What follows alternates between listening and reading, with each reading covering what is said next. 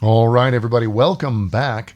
And today I have something a little different in mind. I was going to record some Star Citizen content, but it's being a buggy mess. So instead, I'd like to talk a little bit about what is Star Citizen. And hopefully, this will give you a little bit of an idea of whether or not this is a game that you want to invest yourself in, either emotionally or with money, and whether or not this is something that you're interested in, and how closely you want to keep tabs on it, whether you just want to keep watching videos or whether you'd like to get into it yourself.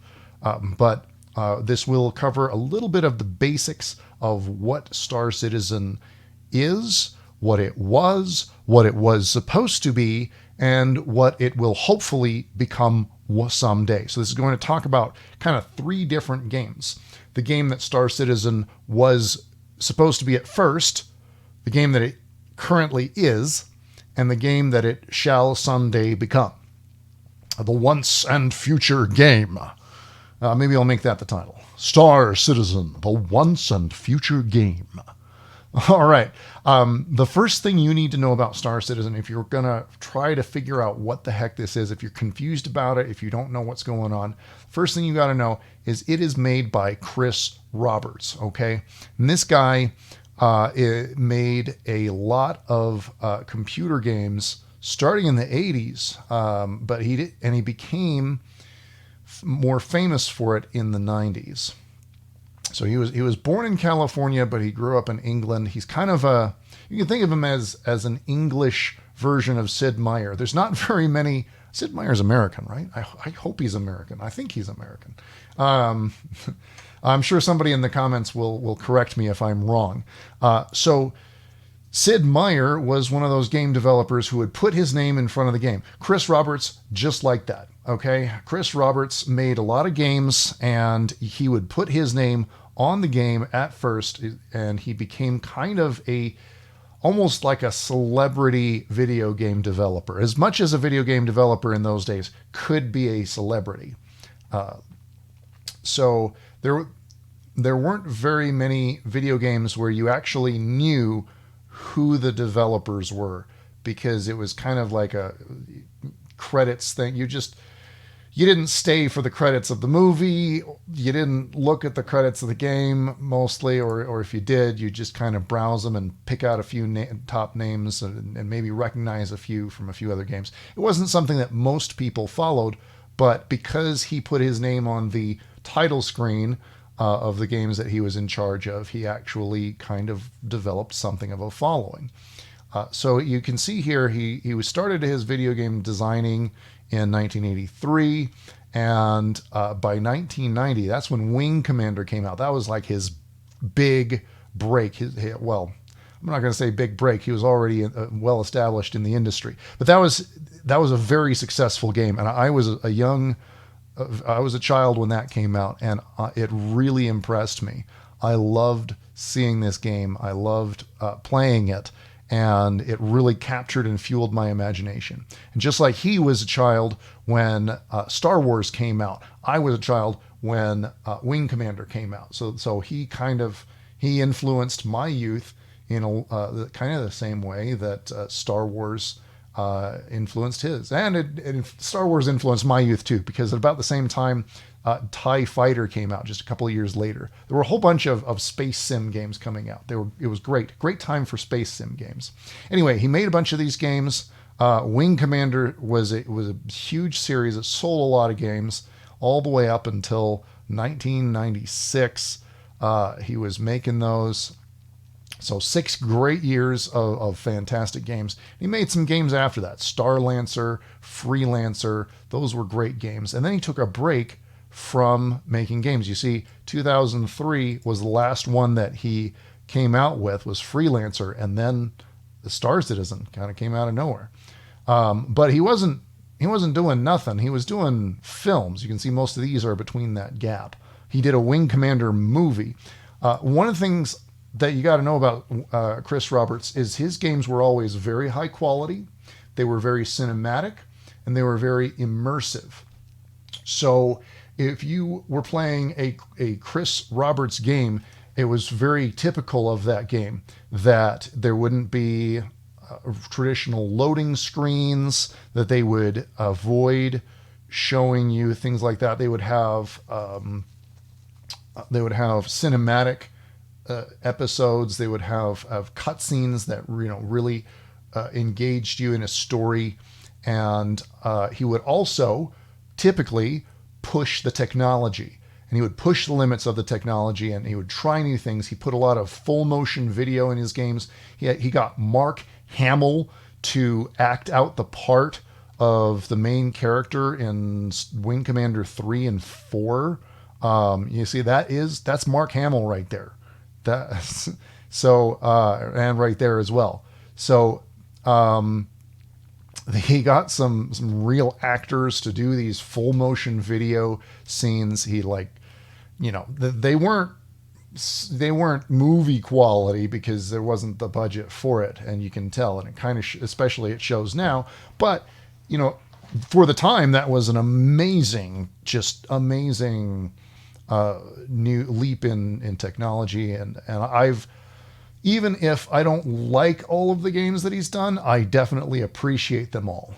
So yeah, Chris Roberts is an amazing game developer, and one of the things that what happened is in 2012 he came out with this Star Citizen. Let's see. Yeah, where was it? Star Citizen. Yeah, we'll start with this here. Star Citizen Kickstarter in 2012.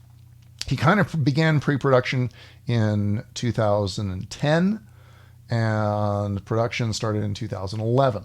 So this has been over 10 years in production, and it's still a buggy mess. I know. And he knows, and everybody knows. Why is that? How did that happen? I'm going to try to explain that to you. What happened here is that you have to understand this. No, you don't have to understand that. He went to Kickstarter, and he thought he was going to get a little money from Kickstarter, and he was going to take that money and show the big developers that there was real interest in this kind of game, because at the time in 2012 there were not a lot of space sim games. There were not a lot of dedicated PC games. There was mostly ports from console games or games that were made to be both console and PC games. This was intended to be a dedicated PC game that was a space sim, not a very popular thing to do. Plus, it had been some 10 years almost since he'd done a computer game. So all the big developers, they didn't know if he was going to be really worth investing in, right? And it's a lot of money to do a game, so especially a big one like this. So he wanted he wanted that AAA developer power behind this game, because he wanted it to be very high quality. And that's one of the things I've noticed about Chris Roberts games. They always tend to be very high quality games. They tend to be, some might call them overproduced or overly produced. That's, his style of production is that he spends a lot of time producing one very high quality product. Whether or not you think that's the right way to go in game design or game production, that's up to you. I mean, he seems to be doing all right. Anyway, there were about almost 35,000 backers on this Kickstarter, and they pledged over $2 million. And once he saw the kind of community support that he had, it was way more than what he expected. He basically started creating, you can see the stretch goals, original stretch goals were like 2 million, 2.5 million. They started collecting, they kept collecting money for this game after the Kickstarter ended. So after that, they started setting more stretch goals up to 6 million, which they hit pretty easily. And he just kept on getting support for this game. And so he set up the robertsspaceindustries.com. He started creating his own company to do this game, Cloud Imperium Games. He built Cloud Imperium Games to do this game. So Cloud Imperium Games hasn't actually come out with a real product yet that's finished and that's intended to be out on the marketplace. So how the heck are they in business? How the heck have they been in business for 10 years and they haven't actually released a game? And the answer to this is kind of the same way that Bay 12 Games is. What's Bay 12 Games? Bay 12 Games is one guy, Tarn Adams, who is making Dwarf Fortress. And it's still in alpha. Dwarf Fortress alpha version 47.5. 47.05 is the current version of the game. And it has been in development for, as you can see on screen, quite some time. I mean, a really long time. For a game, a ludicrously long time to be in alpha. Like, look at this. Look, we're still scrolling. Okay, there we are. We're at the bottom. It's been in development. The first version that he put out was in August of 2006. So it's been in development since at least 2006. This is the man's job. He doesn't get a lot of money from this game, but he gets enough to keep on doing it. And I feel, and he seems to enjoy doing this. I mean, he's been doing it for, 15 years? So as long as he keeps getting money, I'm pretty sure he will keep getting it. Yeah, so that's Dwarf Fortress. Dwarf Fortress just keeps on getting updates. It's sort of a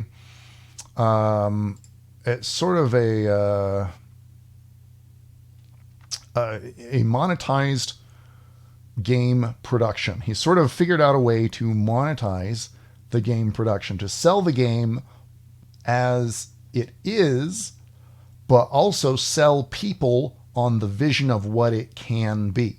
So I don't know if you've ever played Dwarf Fortress. It's extremely hard to play because the UI is something that he's kind of not that interested in doing much about, but it's also extremely deep. And it is extremely high fidelity, and it is extremely complex, and it's got a ton of lore about it. And it's not the only game that has done this.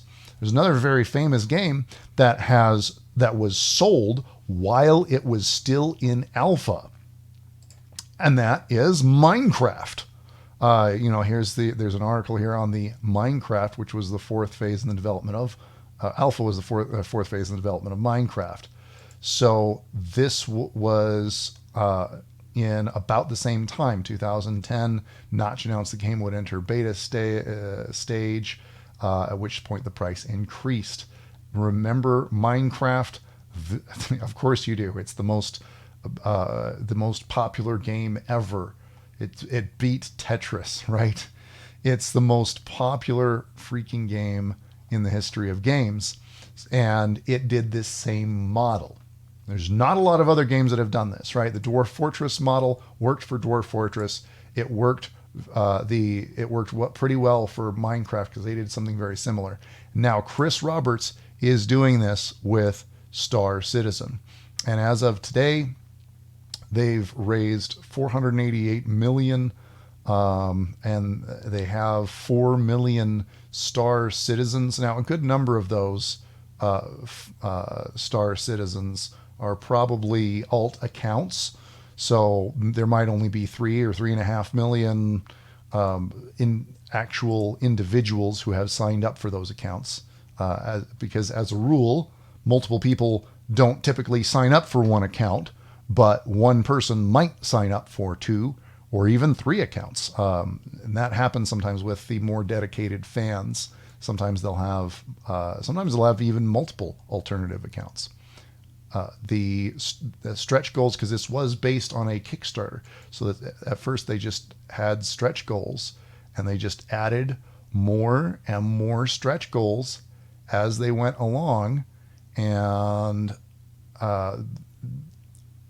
the idea was that as long as we keep pouring money into its development, then they will use all that money to develop a better game.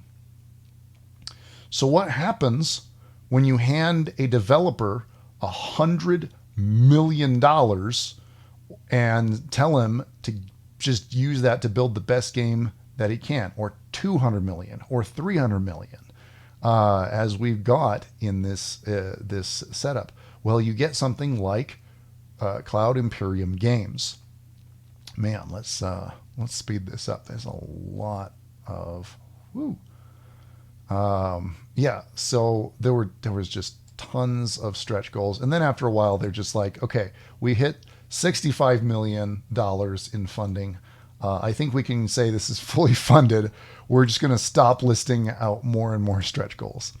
So yeah, and they still take in money. They still take in lots of money. And in fact, they've been taking in more money every year since the start. So I think it's safe to say that they are kind of monetizing the development of this game. They're selling not only the game that it is, but also they're selling what it will be. And that's why on here they've got a roadmap of stuff. Let's see, release view. You can go to release view and you can see that they've got plans for the future, and they've got all sorts of stuff planned for what they're doing for 3.18, 3.19, all of these.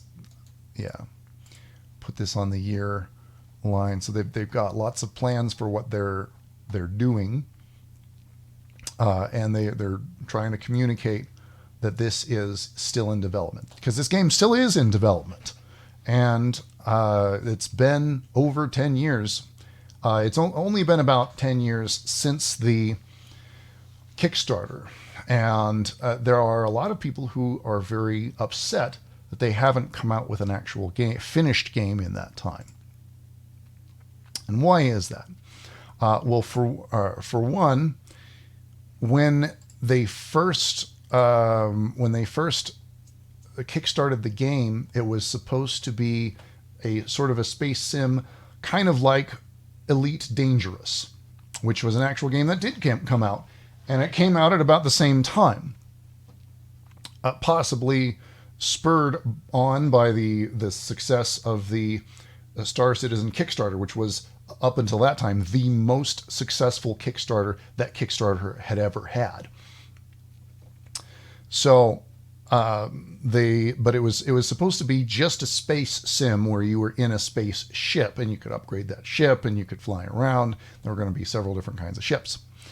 But as people started funding the development more, Chris Roberts and Cloud Imperium Games felt obliged to develop the game more, and they kept on finding ways to make the game better and to make it more to make it more future proof, and to make it more of a long lasting institution than just one single game that would come out, like Elite Dangerous, like Starfield, like any of those other like Mass Effect, something like that. It was always supposed to be an MMO kind of game, marketed like a lot like No Man's Sky was marketed to be. More like Elite Dangerous was marketed to be, but that's what the Star Citizen part of this is. Eventually, they really solidified two games in one that they are selling here. They are selling Star Citizen, and they're also selling Squadron 42. And you can pre-order Squadron 42 by itself for $45. It's going to be a AAA game. You can wait till it comes out. I'm sure they will be raising this price. Most of the big AAA games these days are something like $60. So I'm fairly confident that they will be raising this price from 45 up to something else. And you can get it in combination with other things for about $20 if you pledge. But it doesn't exist yet, so you don't know whether you're going to like it or not. They've definitely got a lot of buy-in for what this game is supposed to be and what it was supposed to be in the past and what it's supposed to be in the future and what it is now.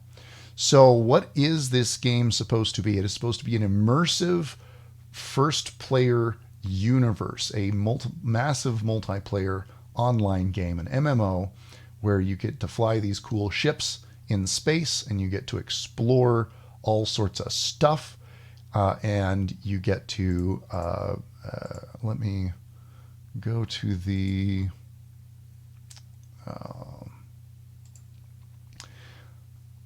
I should have loaded this up first, where you get to explore the universe and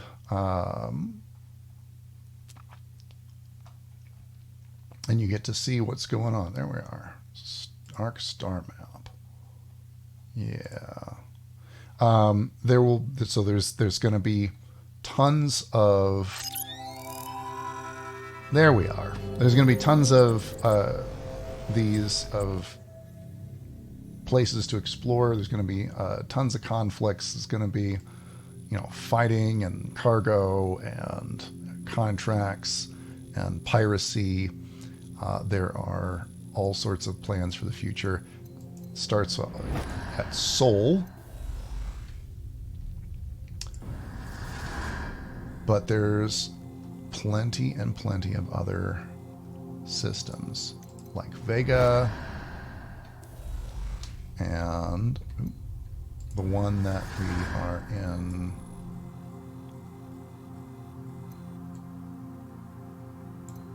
now.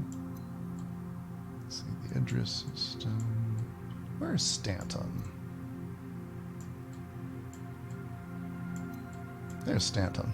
That's the one that we've got now. Pretty. Very pretty. Yeah.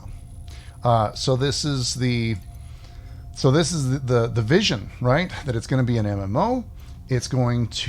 But it's also going to be an open world, and there's going to be 100 different star systems at least that you can visit, and each of those star systems will have many points of interest. They'll have planets, they'll have derelicts, they'll have moons, they'll have asteroids, they'll have all sorts of stuff. You can see how this is a really cool concept, and it could really catch on, and lots of people could really get into it, and they have, and they've enjoyed it very much. Now, as for why it has lasted for why it has gone 10 years and yet they still haven't released a product, well, I mean, they kind of have in a way.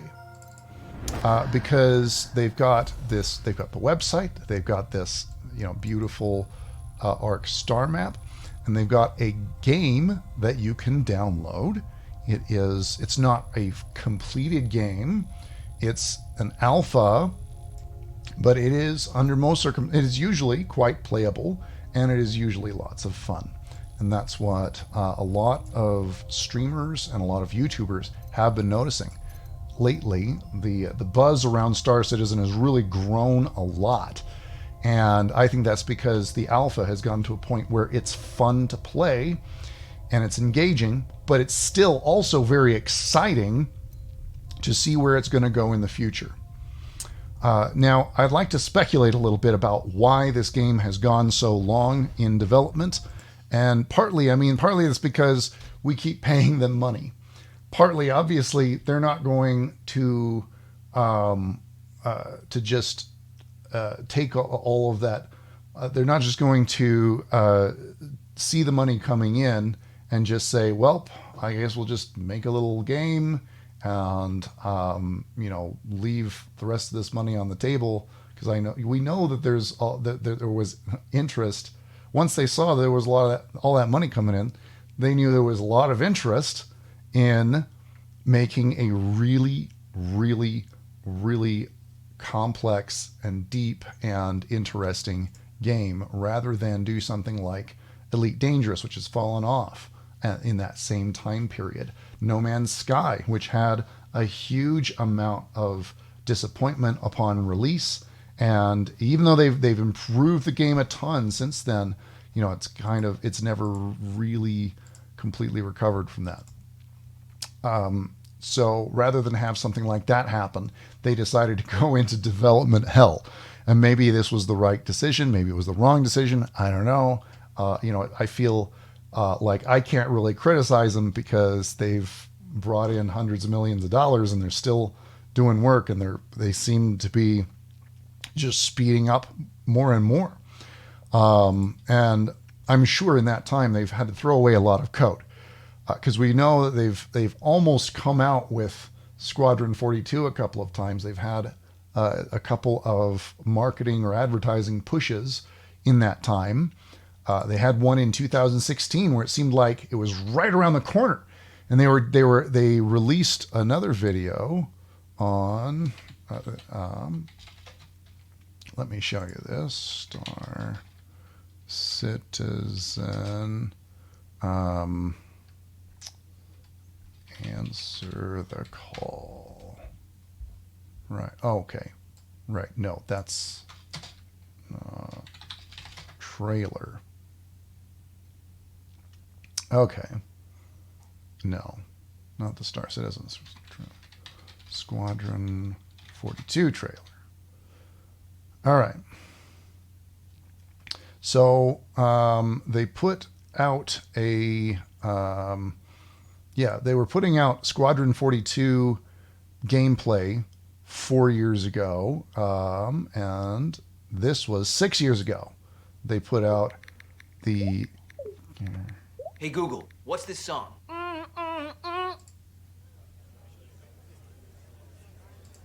This was 6 years ago that they put out the Gary Oldman speech as Admiral Bishop. And gentlemen, this emergency session is called to order. Right. And you can see you have the floor. This is kind of the style of Chris Roberts, right? Is all very cinematic, very very much like a movie, because he does movies too, right? You saw that.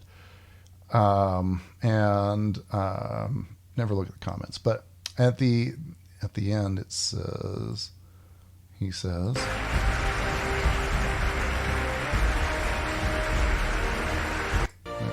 There can be no there we are. victory. For if there's one thing the Vandal has taught us, it's that without victory, there can be no survival. Yeah. So they were really hyping us up with names like Gary Oldman and Mark Hamill and Mark Strong's probably not as famous. John Rhys Davies, star-studded cast here. You know, it's just all these a bunch of people that some of them you probably have never heard of, but some of them, Andy Serkis, I know you've heard of him. You know, a bunch of stars, a bunch of I'm sure the newer actors or the younger actors they have, or the lesser known actors, they're probably pretty good too. So they hyped us up for this. This was in 2015 that they put this out. And so why would they hype us up for this and then not release it, 7 years later? I think that the answer here is that clearly they had to throw away a lot of code. Why would they have to throw away a lot of code?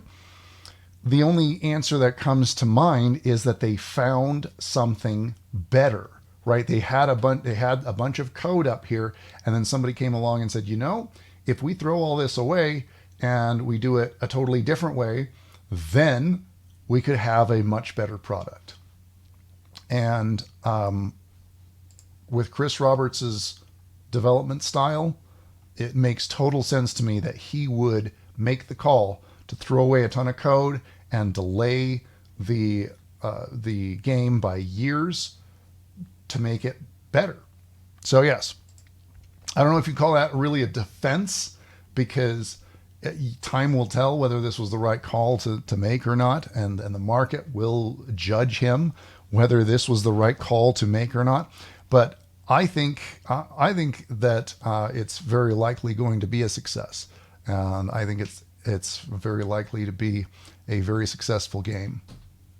So that is Star Citizen history in a nutshell here. The hopefully that kind of answers any questions you might have about what the heck this game is. It's got very, very deep lore. This is the in-game history of the game. Tons of lore, and there's way more beyond this. They have created alien languages for the aliens. They have created all sorts of. Yeah, I got it. Thank you. They've created all sorts of holidays and cultures for aliens and for various human cultures around the galaxy. The definitely a cool thing to check out. And it's been a wild development. I've been a backer since 2013. So I missed the original Kickstarter by a little bit, but I've been a backer for a long time. And I was very excited when at the end of 2013, the hangar module came out. In 2014, some other modules came out, like the dogfighting module and the social module. That was never exciting. It was never all that great. But eventually they turned that into the persistent universe, which has been pretty cool. I think that they seem to be making a lot of improvements all the time.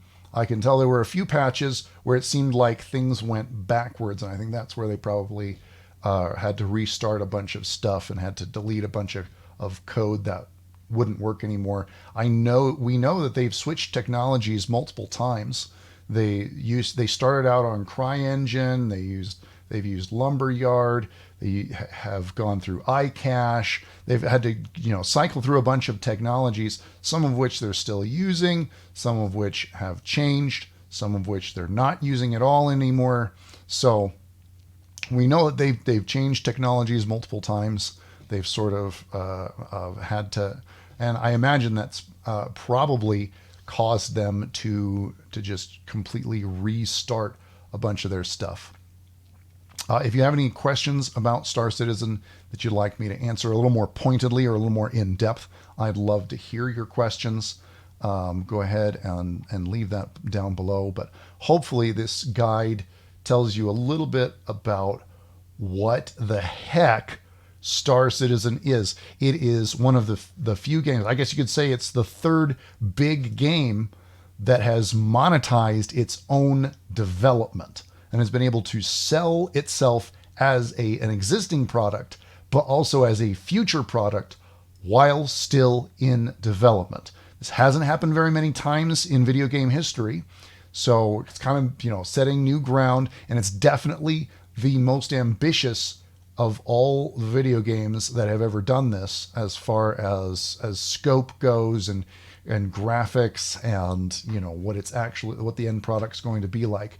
Because Dwarf Fortress was just one guy, and Minecraft was a relatively small game with just a few people developing it, and they did extremely well. I'm not knocking them. I'm not saying that their games are bad. They're not. They're great. And if you love games that are hard to play, I highly recommend Dwarf Fortress. If you love games that are a little more easy to play, or at least start out in Minecraft is a little more accessible. And Star Citizen, right, it's still in development. And because it's still in development, it's kind of like Dwarf Fortress in some ways. It's got a lot of bugs. It's got a very rough onboarding procedure. And it's got a lot of really, it is really tough to get into. If you want to get into this game, I highly recommend you go into an organization. You pick out an organization such as Odd Job Entertainment or the corporation or any other organization. You can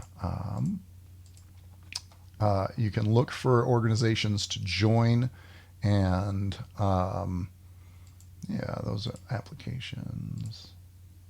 Organization hub. There we go. So you can go to the organizations. Some of these these active organizations are pretty awesome. Test Squadron is very beginner friendly. The corporation, I belong to that one. Corporation's very beginner friendly. They're mostly active in Europe time zones. I think Test Squadron is based in the United States, so they're great. And yeah, these guys are. I know they're very beginner friendly. Their leader is kind of the leader of Test Squadron has kind of gotten famous in the community. And some of these other guys are probably pretty good to new people. And if they're not, you can always just leave an organization. You can join up to like 10 of them.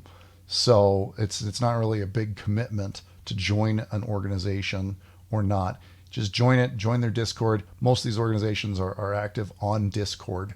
So you'll join their Discord and you'll ask, hey, can anyone show me how to play this game? Is anyone online right now?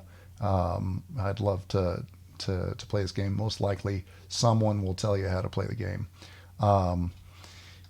If you're already in it. All right. That's what Star Citizen is.